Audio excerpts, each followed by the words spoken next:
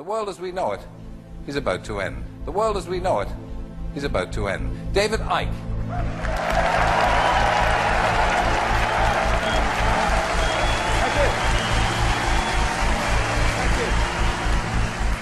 The greatest form of control is where you think you're free when you're being fundamentally manipulated and dictated to.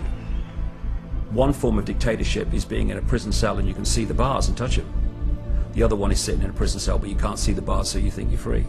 What the human race is suffering from is mass hypnosis. We are being hypnotized by people like this. Newsreaders, politicians, teachers, lecturers. We are in a country and in a world that is being run by unbelievably sick people. And the chasm between what we're told is going on and what is really going on is absolutely enormous. The greatest hypnotist on planet Earth is an oblong box in the corner of the room. It is constantly telling us what to believe is real.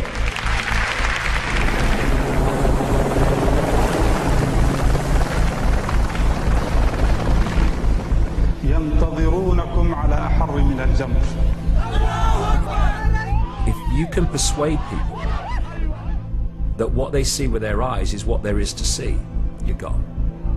Because they'll laugh in the face of an explanation that portrays the bigger picture of what's happening. And they have.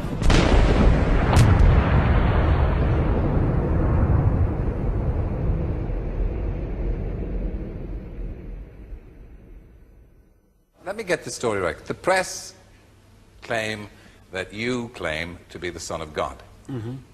Is that true? Yes, you see, the thing is that it's quite funny, really. You know. Well, if you say David Icke to most people, what will come to mind, those of a certain age, will be, that was that bloke on Wogan. And it was an interview that changed my life. I couldn't turn the television on and hear my name mentioned without enormous laughter. I couldn't walk down the street without being laughed at by most of the people. Going into a pub, forget it, there was uproar. Right, mad! It was an extremely challenging time, but it turned out to be the making of me in many ways. And Pam here has never seen it at all, because it was not known to her until she came and met me and started to realise this interview was highly significant in my life. Every day. Was it a great shock for you to discover this at 38? Well, I think the... Oh, nice one, Tell. Let's take the piss. I'm delighted that there's so much laughter in the audience tonight. But no, it's a... Yeah, now's the great line. Just let me say this. They're laughing at you. They're not laughing with you. Fine.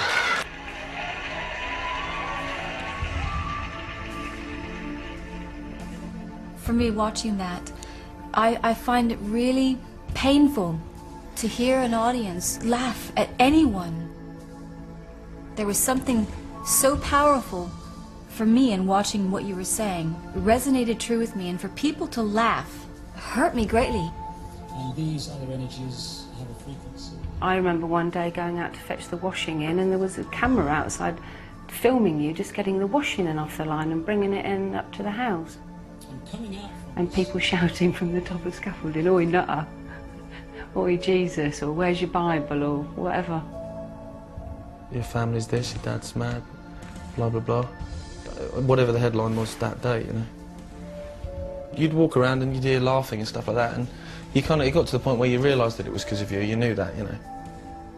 I can remember Gareth coming home one day and saying, some boy had said, "Your dad's mad."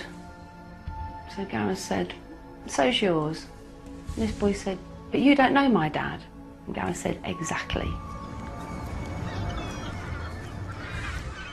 The hardest thing for me about the whole business that followed the Wogan show was the effect on my family.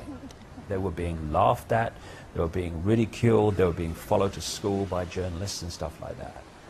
But when I look at my kids now, not Jamie, he wasn't around at the time, obviously, but Gareth and Kerry, they are what they are, as we all are, not despite what had happened to them and what they experienced, but because of it. What life tends to do is hide its greatest gifts and present them as your worst nightmare. The mass ridicule that I had as a result of the Wogan show set me free of the prison that most people live in, which is the fear of what other people think.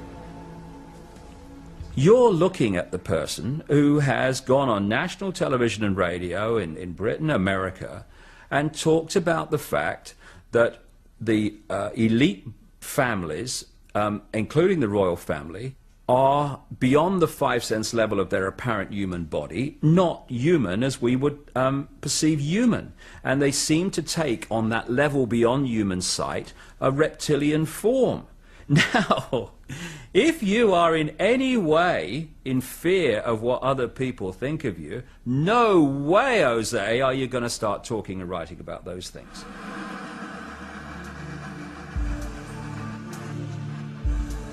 They're laughing at you. They're not laughing with you.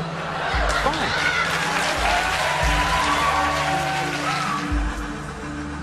Laughing at you. They're not laughing with you. They're not laughing with you.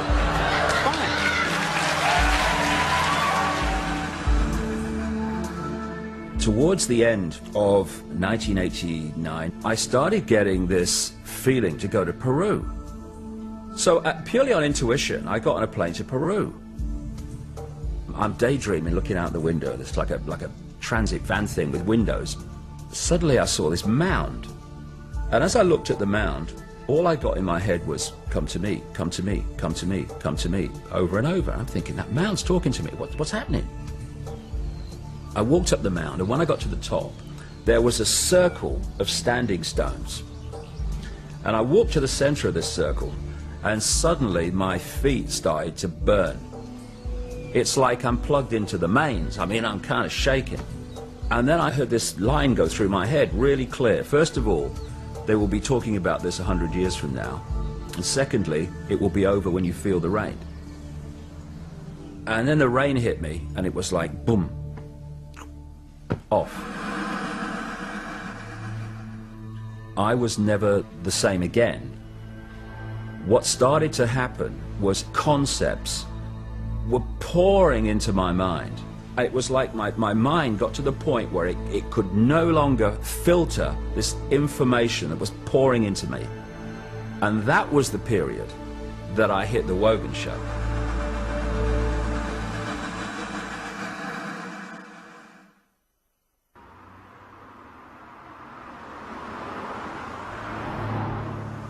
Happy birthday, darling. Thank you. First off, I'd like to give you your birthday card. I didn't fall in love with David Icke. I fell in love with a man. I was on a journey myself. My life took me to Jamaica in 1997, August, to a conference, and it was there that I heard David Icke speak about the 5 sense understanding of the manipulation. And I, like 1,000 other people at that conference, listened to that, and it absolutely, you could hear a pin drop during this 4-hour talk. It was only 3 months later when I met David again in Aruba in 1997.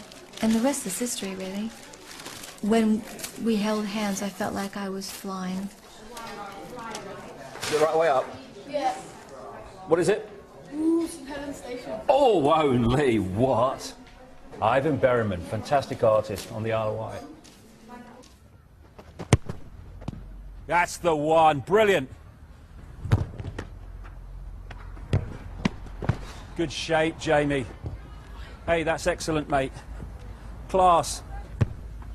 I was a real loner as a kid, and I always believed that things in life that I wanted to happen happened to other people. I used to play football in the playground at my primary school. We used to call it uppers and downers. I saw this thing on the door of the school one day. Anyone wants to try out for the school team, put your name down. Never thought about it. No way. So I was walking home one night, and this kid's running after me. Hey, Icke, Icke, Icke. Teacher wants you to have a trial tomorrow. So I went home to my father. I said, I've got to try for school team tomorrow. God, mate, it's happening to me. Nothing happens to me. And I got in the team. I played in goal and I did all right. Got seen by an Arsenal scout. And in the end, I signed for Coventry City. Smack it. Get it. Ooh. Unlucky. Anyway, and then 6 months after I became a footballer at Coventry, my left knee swelled up for no apparent reason. And that was the end of my football career. But I still love the game, and it's just been a wonderful thing for me. Amid all the other stuff that's gone in with my life, one of the great backbone balancing parts of it, grounding parts of it has been coaching Jamie and seeing a boy who knew nothing about goalkeeping at the age of 7 to become a really excellent, outstanding goalkeeper at the age of 13. All right, mate. All right, Jay. Well played, mate. Same again. Where's she gone? Do you want a cup of tea, Lynn? Cup of coffee? They'll take 20 quid. You're on camera, then, aren't you? I'm always being turned down by women. You never lose it. Is that the only pocket money you got? I know. Sad. This is Linda, who was my wife. What was it? 29 years, mate, wasn't it? It was. 29 years, and we're still best mates. And she runs the book company. You know, Lynn's been in on this from the start. She was here when I had my turquoise period and my transformation from sports presenter to whatever the hell I become. A lot of people would be amazed that an ex-husband and wife are still best mates. That is something that I've had said to me many years. They don't, because it isn't the norm. The norm is that I wouldn't speak to him again and he wouldn't speak to me. That's people's reality. That's not our reality. We make our own reality. Yeah, see, the reality that we're coming from, and you know, I try to get across to people is, see, things like husband and wife. What is that? What is that? It's some label that at some point in history somebody decided it was going to be, okay, and that you can only have a close relationship with someone if you're husband and wife and you share the same bed. This is all bollocks. It's all programmed, tiny vision of possibility bollocks. It's what you are that matters, not what some label kind of tries to pin on you, isn't it?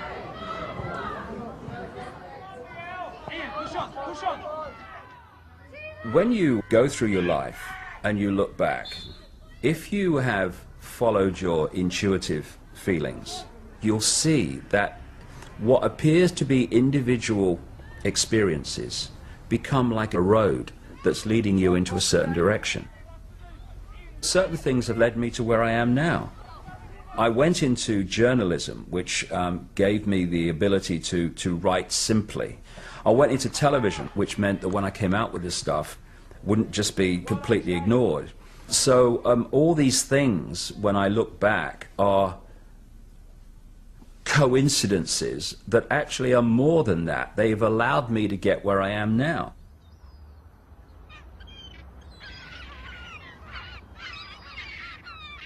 Well, on my shelf I've got the books that I've written so far, and it's kind of funny when I look through them and have a look again, I'm always amazed that I ever produced them.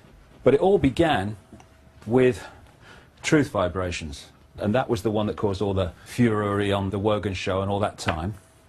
And what's happened over the years is there've been more and more interest in what I do from countries all over the world. And so these are some of the translations of my books. This one's in Japanese. I haven't got a clue if it's accurate or not. I don't understand a word of it, but I trust that they got it right. There's me. I wrote a book called I Am Me, I Am Free, also, in which I was stark naked on the front. It's a testament to different attitudes, to the fact that I can be naked in some countries, I have to have a sticker in others, and in still others, I have to have a shrink wrap around the book so the sticker can't be taken off. And, you know, it's a big sticker.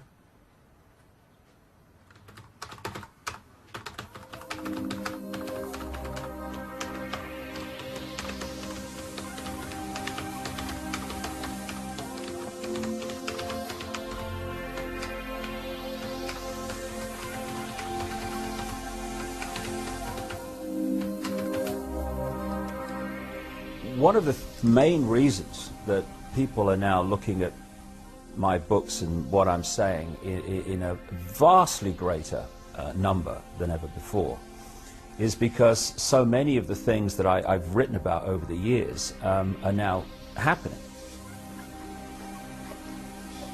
I said in 1990 we can expect the power and frequency of hurricanes to increase after the millennium. A psychic message said there would be a severe hurricane around the Gulf of Mexico and New Orleans. The bloodline hierarchy at the top of the human pyramid of control and suppression passes the baton across the generations, mostly sons following fathers. I, George Herbert Walker Bush, do solemnly swear. I, George Walker Bush, do solemnly swear. That I will faithfully execute. The plan is to engineer events, real and staged, that will create enormous fear in the countdown years to 2012. This includes a plan to start a third world war, either by stimulating the Muslim world into a holy war against the West, or by using China to cause global conflict, maybe both. The years after the millennium will see gathering conflict all over the world, to the point where the United Nations will be overwhelmed. January the 20th, 2001. Don't be surprised if the United States finds itself in another manipulated war during this administration. You will see monsters being created in the public mind to justify such action. Between 2000 and 2002, the United States will suffer a major attack on a large city. We're going to be seeing some tape.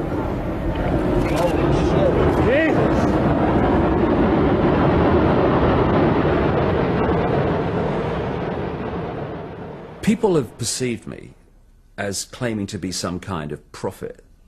Now, it depends how you perceive the word prophet. If you perceive it as someone sitting in a darkened room and getting it from the ether, then I'm not that kind of prophet, really. It's very clear that there are two stories running side by side in what we call daily life. There's what I call the movie. This is the version of events that the mainstream media and all the official authorities, the system, tell us is the nature of what's happening in the world. Alongside the movie is the secret agenda, which the movie hides and obscures. That agenda is for a global state which can be pretty much described in the nightmare of George Orwell's 1984.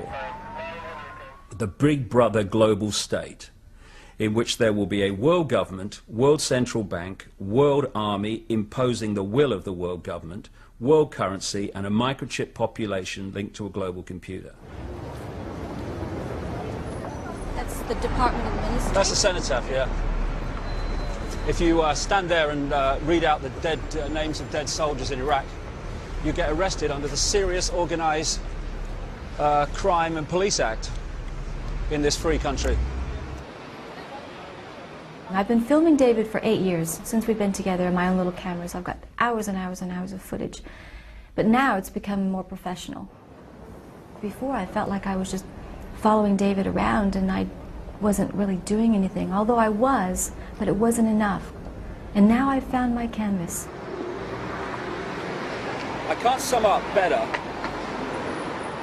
what would change the world and bring this imposition to an end. That song by Donovan in the 60s, just went like this. He's 5'2" and he's 6'4". He fights with missiles and with spears. He's all of 31 and he's only 17. He's been a soldier for 1,000 years. He's the one who must decide who's to live and who's to die, and he never sees the writing on the wall. He's the universal soldier, and he really is to blame. His orders come from far away no more. They come from here and there, and you and me, and brothers and sisters, can't you see? This is not the way to put the end to war. I remember coming here on the Great Central Railway when I was a kid from Leicester, and we walked up with my dad and my mother up there and looked across at Downing Street, right? Now you can't get anywhere near the bloody place, ironically, because of terrorist events that have been orchestrated by the very people that control the guy that's being protected, so we can't go up there and see his house. Crazy world. Okay, we're going to go see an extraordinary man who's been in Parliament Square since June the 2nd, 2001, protesting against the slaughter of children. And, you know, the commitment that he's shown is just unbelievable. So we'll go and see him.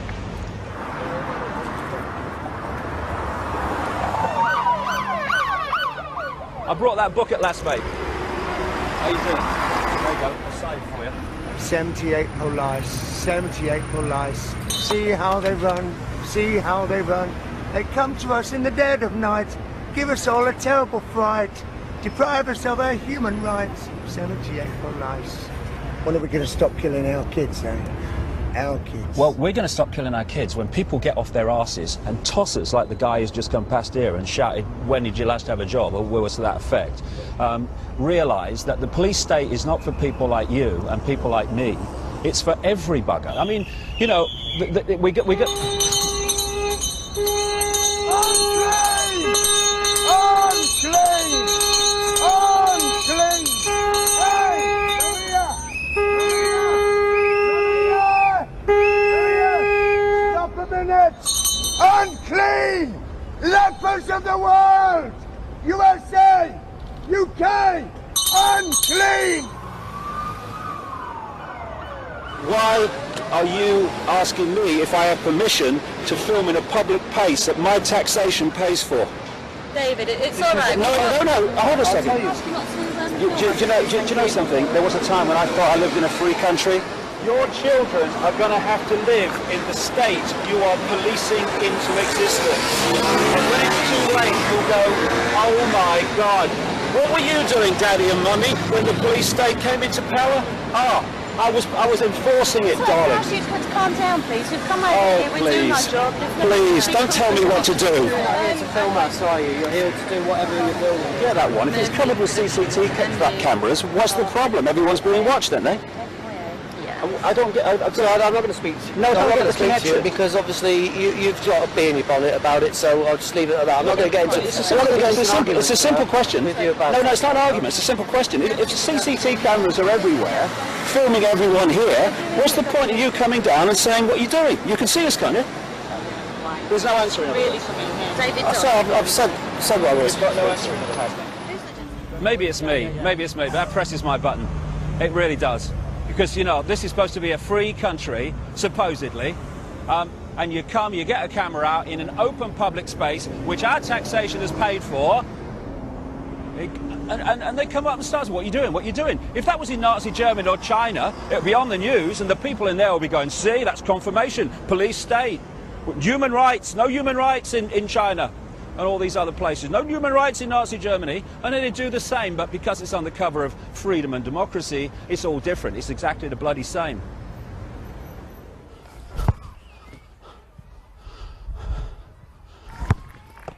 It's not even a creeping Orwellian state now. It is a galloping one, and really it's in the small things that you find how deeply into our daily, even in detail, into our daily lives this stuff has gone. Got to ask permission for this, got to ask permission for that, mustn't do that, all the time. I won't have it. Honestly, if people only just deep breath, take a step back, look at it again. The Orwellian state ain't coming, it's here. It's just a question of how deeply we go into it.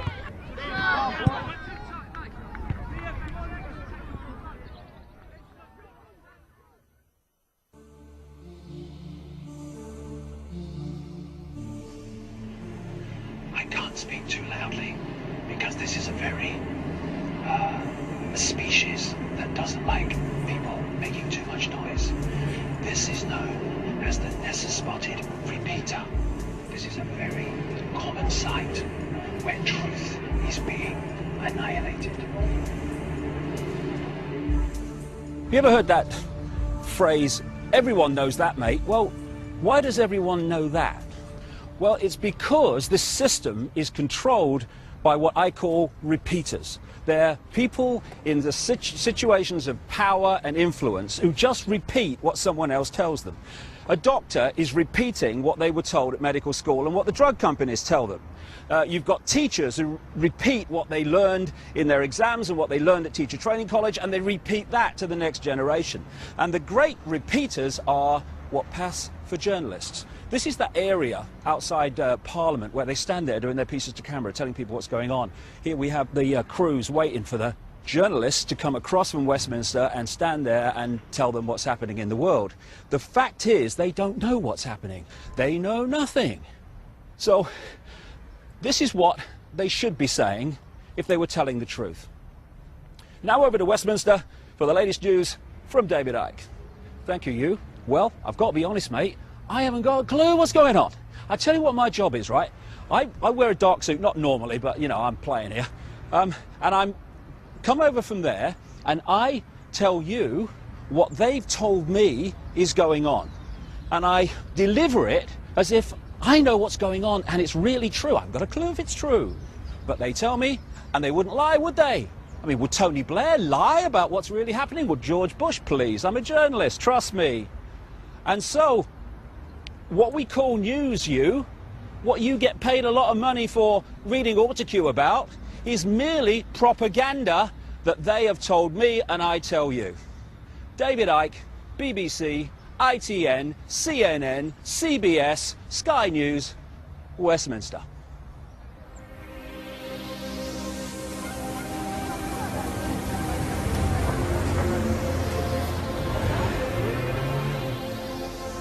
When I started researching the nature of this Orwellian manipulation, it became clear that there are a network of interbreeding bloodlines.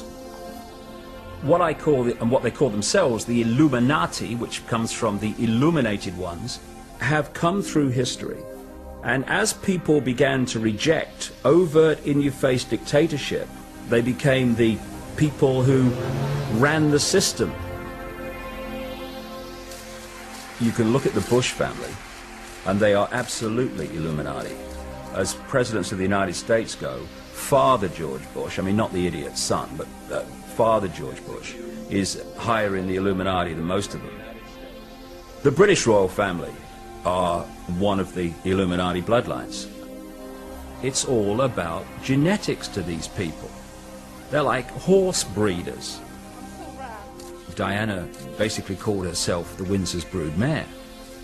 She was brought into the web merely to be the vehicle to give birth to William.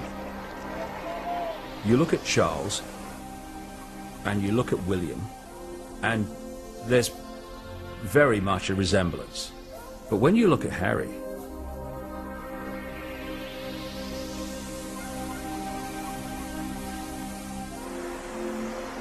you'll look at the Bushes and people like that, and they look like you and me.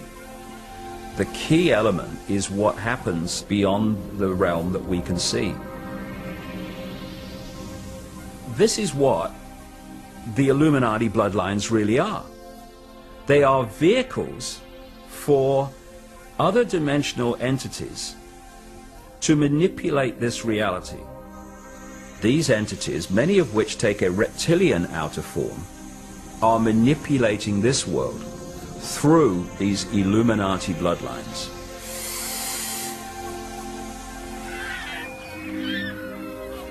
When I introduce something like these Illuminati bloodlines are based on a reptilian, non-human race, people find it fantastic. Of course it is, because it is so different from the reality and ways of the world that they have grown up believing in. The mainstream media, they want to report, because it's funny, that I am saying these bloodlines are reptilian. But when I'm talking about this stuff, when I try to get in more background, of course the media's going, oh no mate, can't talk about that, we need an early out at 27.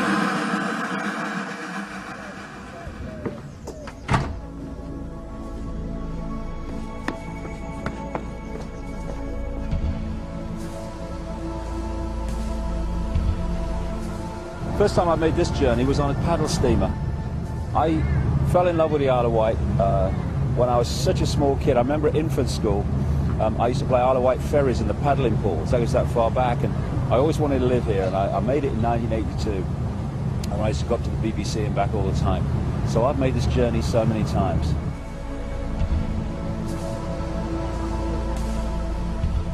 Because of the way that public perception of me has changed, I'm now getting the opportunity to really get information out into the public domain that's going to get a sympathetic hearing. I decided months ago, just intuitively, instinctively, that I wanted to talk in London. And we booked the Brixton Academy, not knowing what the interest would be. And the response was just incredible. The way it's going to be a sellout audience of in excess of 2,000 people. Nice to meet you. Where you come from? Sheffield. Sheffield. Crap, Yeah. people are looking for all over the place. Yeah. Okay, I'll see you later.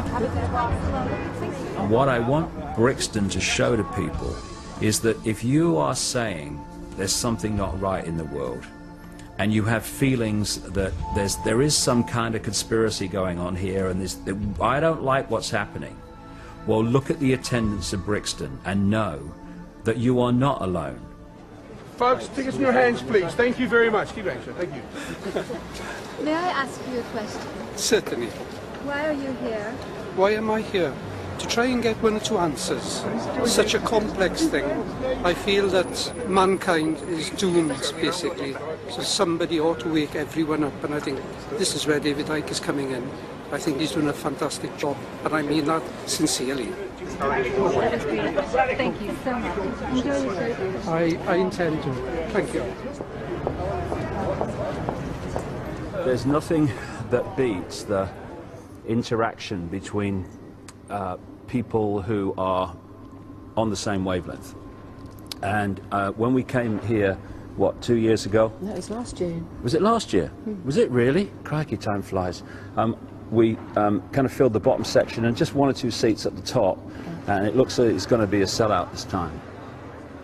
This is the guy, what, 16 years ago, who, if I spoke to one man and a dog and put your own seats out and walked around the towns putting posters out and around the local shops. And the idea something like this would happen, it was just a joke, wasn't it? I mean, you know, I kind of felt instinctively it was going to come. It's what kept me going. But at the time, it was like, you know, dreamland. Well, like you say, it's a big awakening when people are out there. A number of people that phone our office and say, we live in a fascist state. You know, what is this? What can we do about it? Well, maybe after 6 or 7 hours, we'll all know. Well, I was reading his books, as I always do, and now I can't believe I've actually seen him face to face. But I take it all very seriously, and only a fool wouldn't. He's a great man. It's like a pilgrimage, yeah? See, everything he said 10 years ago, and that I thought, that's impossible, it's all come true. Well, he's got me convinced, and there's no turning back.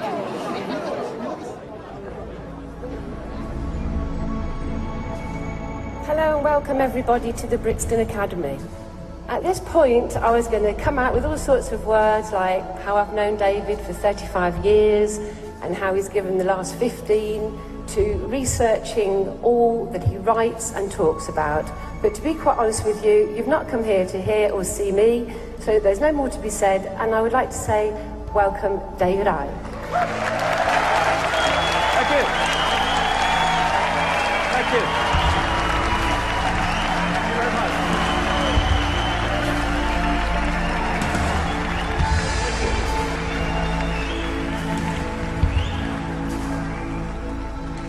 This was George Bush. You're free, and freedom is beautiful. And you know it'll take time to restore chaos and order. Order out of chaos, but we will. Order out of chaos, or as I've dubbed it, problem, reaction, solution. Simple, devastating, played on us by the day. Nobody laughs because they actually listen. They want to listen to what he's saying. And I think only then when you've listened to what somebody says, can you give an input into what they're saying. You want to change society in a way that you know if you announce it openly, you're going to get massive reaction. So you don't announce it openly, you play this scam. You know, you read a book and you go and hear somebody speak and you'll find it's not what you thought it was. He is not who you think he is. Stage one, you create a problem. Could be a terrorist event, could be a war, it could be a run on a currency, could be a bird flu. He's never said, you must believe what I say. I think he'll go out there and say, I'm not telling you to believe what I'm telling you now. I am passing on information that I have uncovered and gleaned over 15 years of research. Make of it what you will. I've just described 9/11, by the way. I was in a bar just after 9/11, and I was watching CNN live. And I saw Bush stand up and say, and I saw this plane hit the World Trade Center. And he said, this is word for word, he said, and I thought, what a terrible pilot. That's what he said. The first plane was not shown on live television, only the second one. No way in the world is it possible for him to have seen the first plane hit. Total frickin' lies. Wanted for terrorism. Biggest terrorist in the world.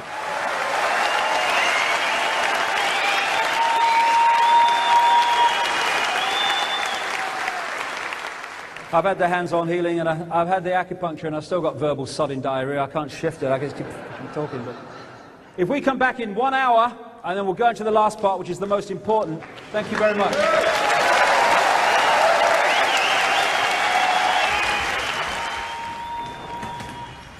Oh, God. Oh, God.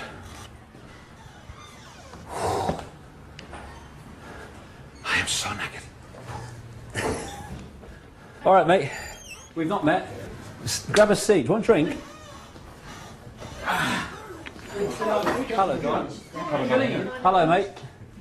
How you doing, man? That is just. No, you're absolutely right. But seriously. No, I'm saying you're breaking my heart. Man, seriously, everyone out there loves you. Yeah. Loves you. You're so great, Dave, man. Seriously, you're doing so much for these people. Yeah. It's like. You are. Yeah, I'm choked, man. I just don't know how you do it. You rule, man. You rule. Cheers, mate. Do you need anything? All right, darling. I was just looking at my watch there. Actually, I wasn't looking at my watch for people to go, although I was looking at my watch because when did I come off? 5 past? I don't know, but I have to say that we are contracted here till 9. I came off at 6:30. I'll be back on at 7:30, so that will give me 2 hours. Not a minute over. Do I drop the reptilian thing and just concentrate on the last bit? Do you reckon? My gut feeling is yes, you do. Okay, but I mean, there's going to be people out there going, when the reptilian's coming on, you know what I mean? Well, but they've come in here and paid for a 7-hour talk, and that's what they're getting. Yes, I have. Yeah, I'll go with the nature of reality. Okay, so that will allow me to. 9:15 cut off. Yeah, that's an hour and 45 minutes. I'll do it. Yeah. Thank you.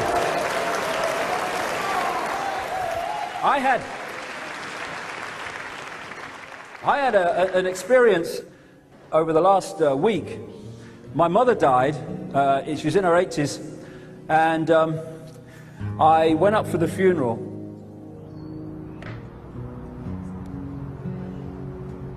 Lord of life, you have made us in your image, to reflect your truth and light.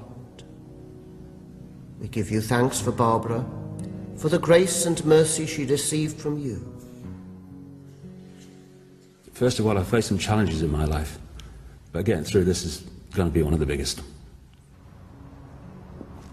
I went up for the funeral, and I was asked if I wanted to go and see my mother in the coffin. Now, I would have said no, I want to remember her as she is, but something said to me, go, go, go. You know, I went down to see my mother, and she was lying in the coffin this morning. And next to her was that picture. And I looked at my mother in the coffin, and I looked at the picture. That had no life. That was full of life. That was my mother. That was the computer with my mother gone.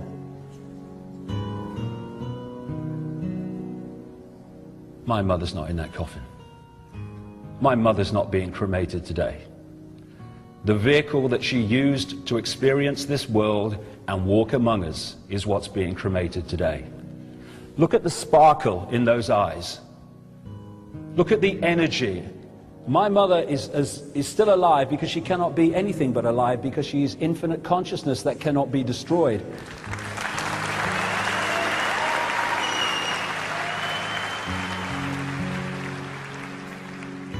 All that was my mother has simply left this tiny frequency range that our eyes can perceive and now exists on another.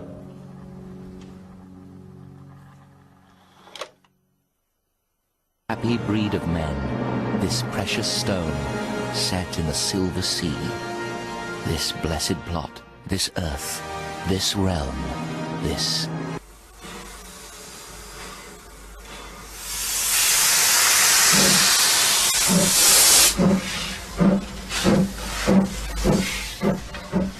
When I came to the Isle of Wight, I fell in love with the place originally because of the steam trains. And we come here quite a lot, don't we? Yeah. But we also go all over the country, me and Jay. We have a holiday every year, don't we? Yeah. And we go to steam train lines in different parts of the country. We've seen virtually all of them now. We haven't been to Scotland, have we? No. And we're going to Wales this year, the Llangollen Railway, which is beautiful. So you kind of strange life. You move from these kind of really big questions to, you know, what engine's on Avon Street today, you know, and oh, Leicester City going to stay up, don't you? Only you think about that. Well, only you think. I think that's true. I'm sad. Well, you support Portsmouth, so we've got that in common. Why should we believe you? I am asking no one in this theatre, no one watching this programme, no one on this planet to believe a word of it. But why are you saying it then? Because the fundamental law of creation is that of free will. And I frankly don't care what anyone thinks. They have free will to make their own choices on what is said. I say wait and see. Ladies and gentlemen, David Icke. Thank you.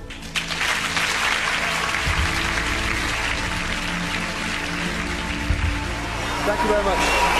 Thank you. Thank you.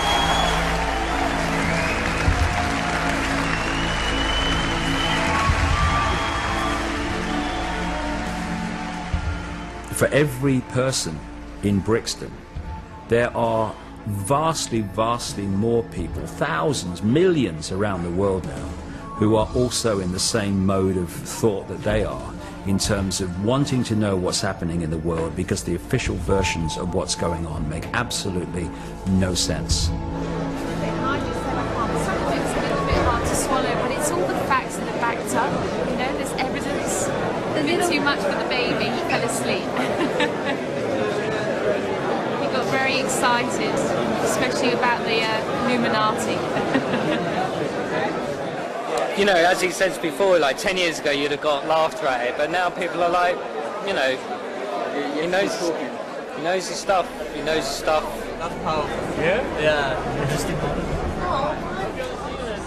Yeah, I feel like I've died and gone to heaven. Great day. Well done, Bradley. You enjoy it, Jay? Yeah, I watched the last hour and a half or so. Did you understand a lot of it in the end? Yeah. That's how you create a life that you want, mate. That's how you create a life you want. You do it from a young age and nothing's impossible, mate. You want it, you know it, you'll do it. It's comforting to me in a way, not least for my children. I remember my daughter Kerry saying to me, you know, Dad, one day I'm going to be able to walk down Union Street and I'm going to be able to say, my dad's not mad. Look at what he said, look at what is happening. He was right. We're now at a point where she's close to being able to say that. To see it come out the other side, it's like chains just breaking off. What they want to do is hold us where we've always been, in the eggshell.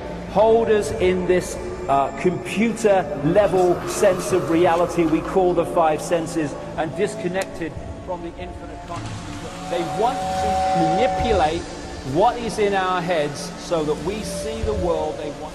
The only truth is we are infinite consciousness. We are all that ever has been. Only when we know who we are can we know freedom. Not free of the next Blair Bush introduced law, not free of, but free. The Illuminati Orwellian state is not the immovable object. It's there because we're holding it there. When we choose not to, it will crash.